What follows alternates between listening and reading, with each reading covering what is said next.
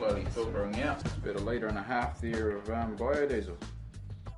A couple of weeks ago, it took quite a while to actually see progress happening. Now you're sort of seeing it daily, and it really is cranking along. It's 4 o'clock in the morning, and we've scragged just about every boat builder we could find. We've got an enormous job here. We're doing the final lamination on this hull, so that's the carbon and Kevlar layers going on the outside. We've got to glass this hull, and basically once we start glassing, we can't stop until it's complete.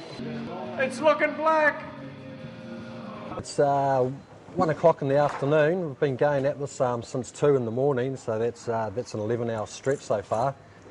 We're just laying the Kevlar at the moment, which is the second to last layer. You'll find the Kevlar is actually put on for impact strength. When you're hitting a wave or something, it actually takes the shock of the wave, so you're not getting the impact in one position, it's getting spread throughout the boat. 18 hours non-stop, I can't think or count at the moment. But we're basically at the end stage. So we've got a vacuum bag on it, basically wrapped the whole thing in a giant condom and got a vacuum pump down the end, sucking all the air out of it. What you've got to do is you've got to get all those 4 layers completely bonded to each other, so even a little air void could cause a problem further down the track. Nice, Phil. You're real class, mate. So it's all happening here now. We've got over 20 guys working in here, and it means every day you come out, it changes a lot. We've got one team working here on the sponsons, another team over on the central hull, they're fairing the surface and getting it all bogged. We've got a team today working over on the floor soles, putting a layer of hemp on that.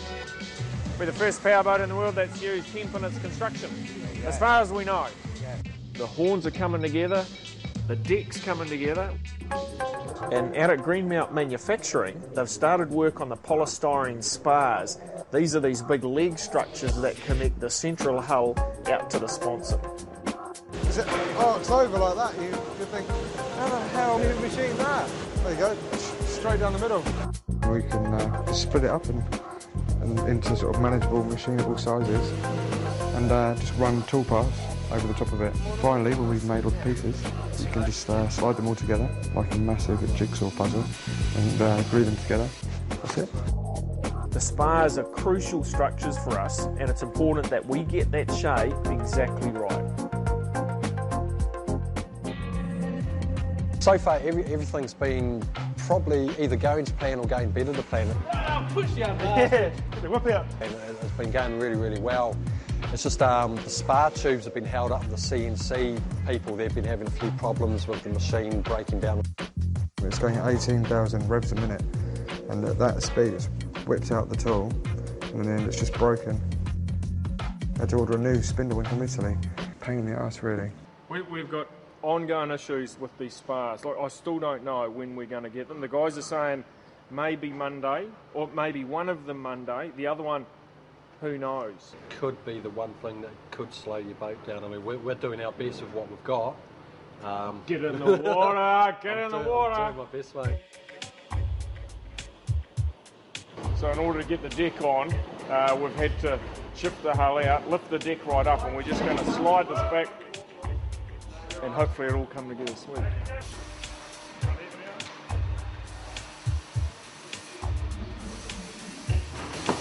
We went elephant hunting on the weekend. So we've been getting behind schedule, partly because of these spars. It's just an enormous amount of work. We've got all the guys in here late on Thursday night, just trying to catch up a little bit on time. I can't afford this to go over schedule. Right now, this is costing me 10 grand a month just in interest. So this is our ant hive. Everyone's busying themselves and getting ready for the big launch, Everyone getting stuck in, and a bit of entertainment for the boys here later tonight as well. Well, that's why everyone's still here, I think. You'll get off. My only motivation is a job well done.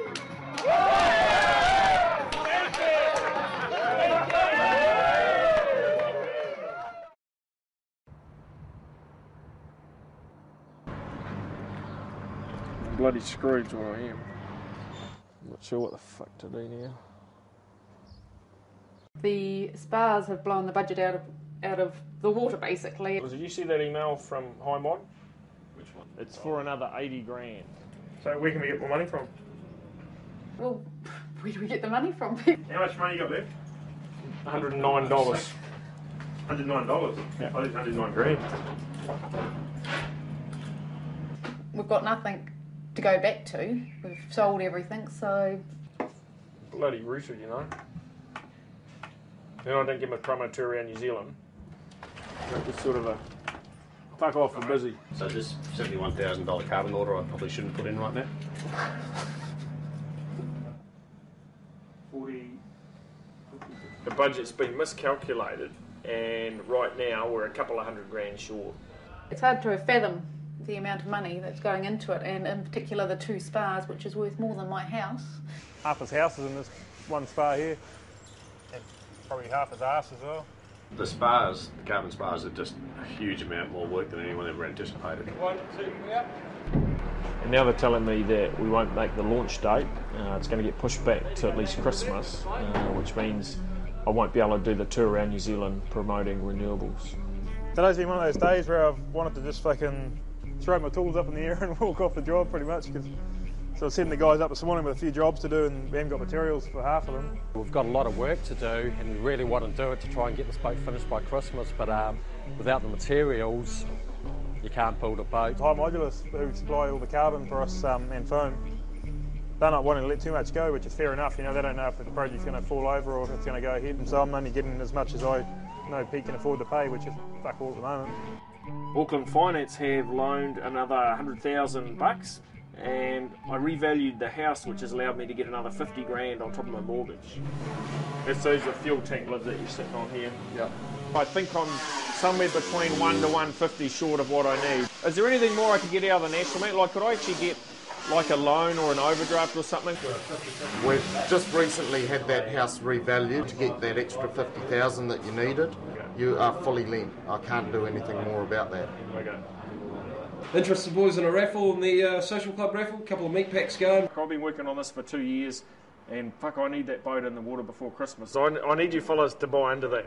Oh, we've bought into it. We'll do as much as we fucking can. I'm not going to guarantee it. If it happens, it'll be a small miracle, that's for sure. Won't be done any quicker than we can do it. Getting the raffle for this week's meat packs. My goal is to get the boat in the water. Oh. Which actually get it, fair it, and get it painted before launch date, which is it's a big ask, but we're all doing our best, mate. So we're just 2 weeks to go till Christmas now, and I've got 4 teams here. I need all 4 to pull a cat out of the bag if we're going to get the boat in the water before Christmas. Sparkies, question mark on them. We've only had the guy in for 1 day so far, and there's a heap of wiring. Still a few concerns, but going to see if we can do it anyway. Pete's in a pretty sticky situation in that if we don't get the boat in the water and start generating some revenue, you know, Pete stands to get into a bit of strife because of all the loans he has. We're heading in for our dunk test today. Love you, Sharon.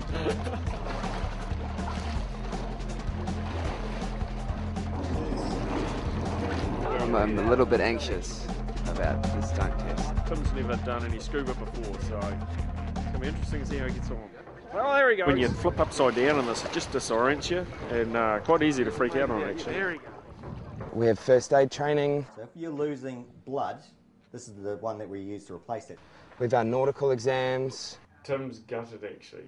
His mind has gone to mush. I'm going to fail anyway, so this is a big, fat, fucking waste of time, and I'd like to stab myself in the eye with this compass. We've been fitted for earpieces for on the boat. Feels weird as she squirts it in, and you just feel the stuff sort of expanding in your ears. I liked it. I enjoyed it. Did you? What do you got there, Ryan? So what about This is the inside of my ear. From here we take the mould and actually scan that on the computer, which we can then model the shell from on the computer. So it builds up a 3D cloud to define the inside of my ear. That's right.